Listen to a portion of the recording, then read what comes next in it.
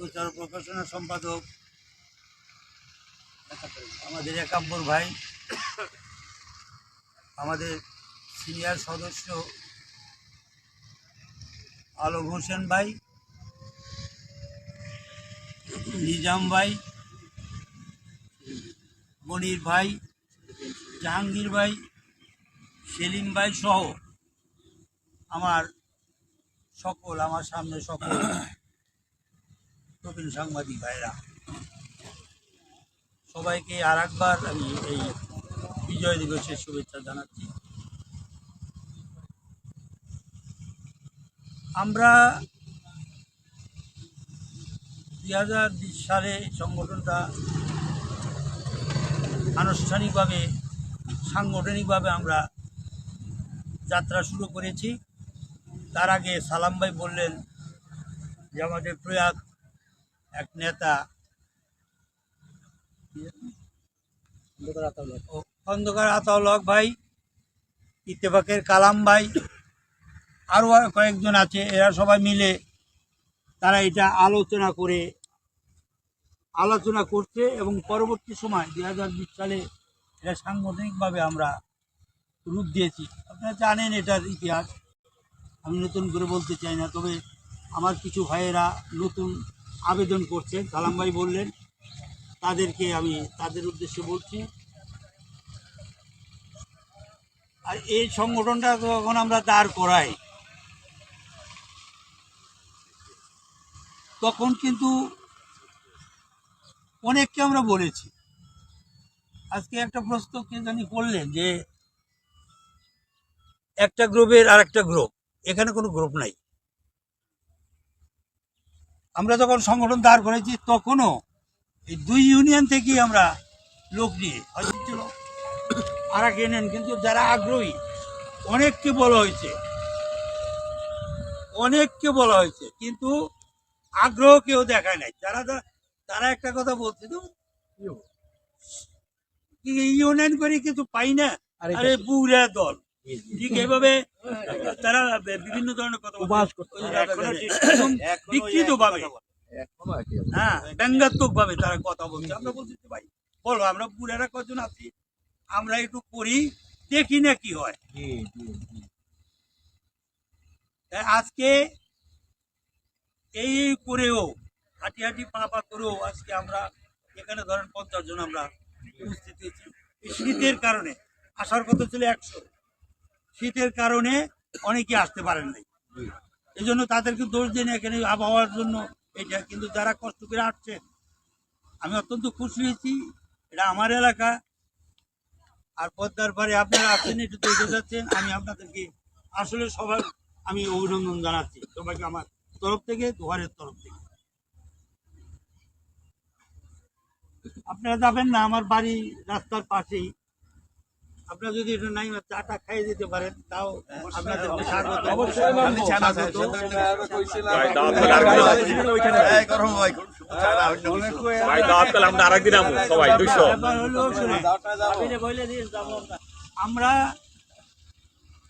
আমি বলি যে বলছে যে 2 গ্রুপ থেকে, আমি 2 গ্রুপ না, ওই যে একাব্বর ভাইয়ের কথায় যে আবেদন যে করবে সাংবাদিক 60 বছর যার হয়েছে, আবেদন যে করবে তাকে আমরা নেব, সে যদি আমাদের স্কুটিনিং এ বাদ না যায়। আলহামদুলিল্লাহ, বলে সবার জন্য দুয়ার খোলা।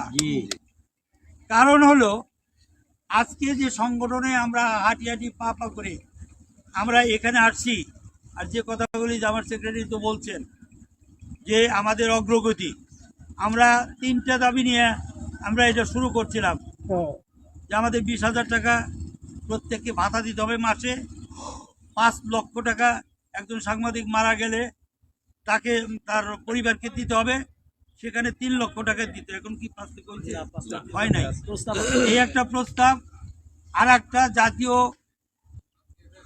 মানে গণমাধ্যমের কেন্দ্রীয় তথ্য মন্ত্রণালয়ে এই প্রবীণদের নাম যেন অন্তর্ভুক্ত হয়। 3টার মধ্যে 2টা তো আমাদের হয়ে গেছে। আমরা যে দাবি করছিলাম 20,000 টাকা, সেখানে 10,000 টাকা। তারপরে হ্যাঁ, ওই 2টা ভাটিক দিচ্ছে। ভাটিক দেওয়ার কারণ আছে, কারণ হইল বাংলাদেশের মৃত্যুর মানে জীবিত মানুষের গড় আয় হলো 71 বছর সরকারিভাবে, আর ইন্টারন্যাশনালি আর সিনিয়র সিটিজেন হলো 65 বছর। আব্দুল্লাহ ভাই বললেন যে আমি বহুত তর্ক করছি, তারা 70 বছর করতে হবে, 70 বছর বয়স হলে তাকে ভাতা দেবে। আব্দুল্লাহ ভাই 60 থেকে শুরু করে লাস্টে গিয়ে 65-তে মাঝামাঝি হয়েছে। উনি 15,000 টাকা বলছিলেন, ওখানে কমাইতে কমাইতে 10,000 টাকা করছে। তারপরে আমরা দুইজন গেলাম, একটা বই ছিল, ওনার সাথে অনেক কথা বলছে যে আগে অ্যাপ্রুভটা হইতে দেন, আগে এটা অ্যাপ্রুভ হোক, হইলি তারপর পরবর্তী একটা একটা করে আগে আনা যাবে, বয়সও কমানো যাবে আর ওই টাকাও বাড়ানো যাবে। আর একটা কথা আলম ভাই বললে যে তুলনা দিয়ে যে মুক্তিযোদ্ধাদের 20,000 টাকা দেয়, আমাদের দেয় না। মুক্তিযোদ্ধাদের টাকা গভর্নমেন্ট দেয় না। বাংলাদেশ মুক্তিযোদ্ধা কল্যাণ ট্রাস্ট, তার 32টা অর্গানাইজেশন আছে, তার যে ইনকাম সেই ইনকাম থেকে আমাদের দেয়। আমরা 50,000 টাকা দিলেও কিছু আসে যায় না গভর্নমেন্টে, এটা গভর্নমেন্টের কোনো দ্বারের কাছেই নাই। এটা ট্রাস্ট, কল্যাণ ট্রাস্ট, জানেন তো, শহীদ মুক্তিযোদ্ধা পরিবার আর যুদ্ধাহত মুক্তিযোদ্ধা পরিবার, ওই জন্য একটা উনি একজন আছে, আর সাধারণ মুক্তিযোদ্ধা এখান থেকে দেয়। এখন বলেন যে আমার কথা হলো যে হ্যাঁ, আমাদের কারো তুলনা করা দরকার নেই। আমরা প্রবীণ, আমাদের 10,000 টাকা করে ওষুধে হয় না, আমাদের 20,000 টাকা দরকার বা 30,000 টাকা দরকার, আমরা সেভাবে বাড়াবো। আমরা কারোর সাথে তুলনা করে আমরা বাড়াবো না, ওটা জোর করলে তারা দেবে না, আমাদের দিতেই তো না, কৌশল করে আমাদের আগাইতে হচ্ছে। এখন কেন আগাইতে হচ্ছে, আমরা এখানে যেখানে সাইটের উদ্যোগ আছে, প্রত্যেকে এক একজন রোগের ডিব্বা, অসুখের ডিব্বা, এক একজনের 3-4-4টা করে রোগ।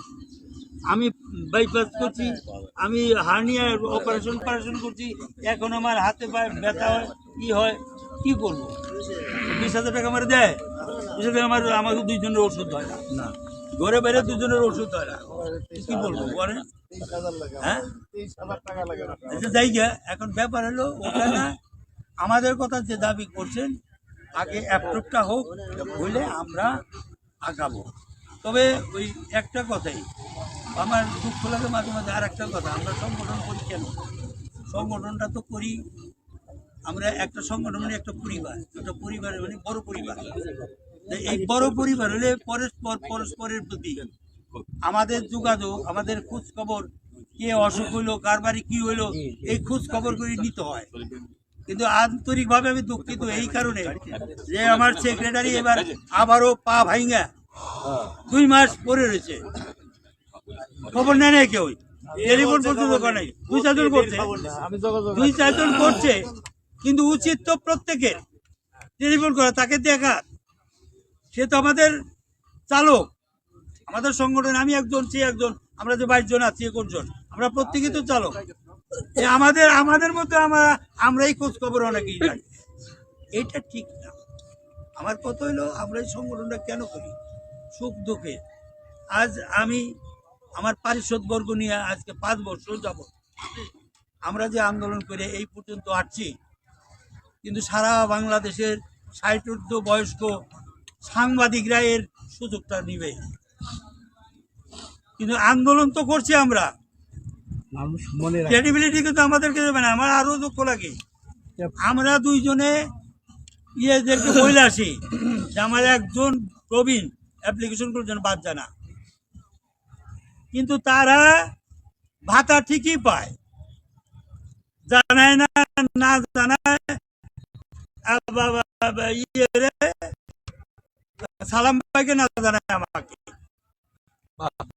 কেন? আমরা কি নিয়ে যাবো? বেটা তোমাদের জন্য তো আমরা বলছি, তার সামনে বলছি একটা প্রবীণ অ্যাপ্লিকেশন করলো জন্য বাদ জানা, সে যে গ্রুপেরই হোক।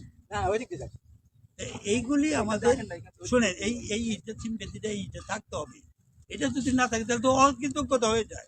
আপনাদের জন্য আন্দোলন করতেছি, অথচ আপনারা ভাতা পাচ্ছেন, আমাদের জানাচ্ছেন। আমাদের জানালে কি আমরা একটু আনন্দ পাই, মানসিকভাবে আমরা একটু খুশি হই, যেন আমার সংগঠনটা, আমাদের সংগঠনটার কার্যক্রম ভালো হচ্ছে। এটা আপনারা করবেন দয়া করে। আর অনেক কথাই তো বলা হয়েছে, 25 তারিখে আমাদের জন্য আমাদের সাধারণ আছে কি বলে সভা আছে প্রতি বছর। আমরা চেষ্টা করব কমিটির মধ্যে সংযোজন বিযোজন করার জন্য। এবারকার মতো এইভাবেই থাকবে। আর পরবর্তী সময়ে সারা বাংলাদেশ যখন আমরা সংগঠনগুলি এর মধ্যে আমি যাইতে পারি, সেদিনকে আমার পায়ে ব্যথা ছিল, তার যাওয়ার কথা ছিল, আমার বরিশাল যাওয়ার কথা ছিল, আমি গাড়ি ঠিক করছিলাম। হ্যাঁ, আমার না পায়ে ব্যথা, ওই যে পায়ের পাতা, এই যে এখনো আমার ব্যথা আছে, বুঝলেন। আমি যার জন্য বললাম যে আপনি কষ্ট করে যান, আপনি যখন যান এইটা করে আসেন পরবর্তী সময়। আবার এরপরে চিটাগাং, কক্সবাজার, নর্থ বেঙ্গল আছে। আমি বলছি যদি আমার শরীরটা ভালো থাকে আমি অবশ্যই যাবো। আমি সাংগঠনিক ভাই, আমি সারা বাংলাদেশ ব্যাপী আমি সংগঠন করছি। আমি একটা দলের একটা দল করি, আমি একটা দলের নেতাও ছিলাম, বড় নেতা এক সময় জাগেন। আমি সারা বাংলাদেশ করছি, যার কারণে ঘোরা আমার জন্য কষ্ট না, আর সংগঠন করা আমার জন্য কষ্ট না। আর সংগঠন না করলে আমার ওয়াইফ বলে এখন তোমার বয়স হয়ে গেছে, আমার ছেলে বলে তুমি এখন এগুলো বাদ দাও। আমি বললাম আমি বাদ দিলে মরে যাবো। আমি আমার বন্ধু বান্ধব না নিয়ে থাকলে আমি মরে যাব। হ্যাঁ, কারণ আসলে সবার সাথে আমি ছোটকাল থেকে সংগঠন করলো, আমি সংগঠন করি, যার জন্য এইভাবে আমি আগাই। আপনাদেরকে অশেষ ধন্যবাদ। এবং একটা কথাই, ওই যে একটা কথা বলছে আলম ভাই, সেলিম ভাই, যে ঐক্যবদ্ধ আমাদের থাকতে হবে। আর এখানে আমি তো বললাম যে এখানে ওপেন সদস্য ওপেন, তবে একটা কথা তবু আরেকটু বলি, ওপেন কিন্তু দেশদ্রোহী কোনো লোক, দেশমাতৃকার ইয়ের মধ্যে নাই, এরকম কোনো লোক আপনারা আবেদনে নিয়েন না, নেবেন না। কারণ বাংলাদেশ যারা মানে না, বাংলাদেশ যারা স্বীকার করে না, ৭১ যারা মানে না, আমি মনে করি তাদের নিয়ে সংগঠন করার কোনো দরকার নেই।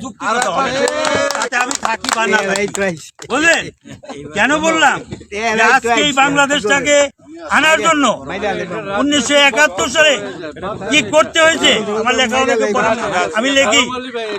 হ্যাঁ বলেন এইটা সবাই সজাগ থাকবে, আর কিচ্ছু না।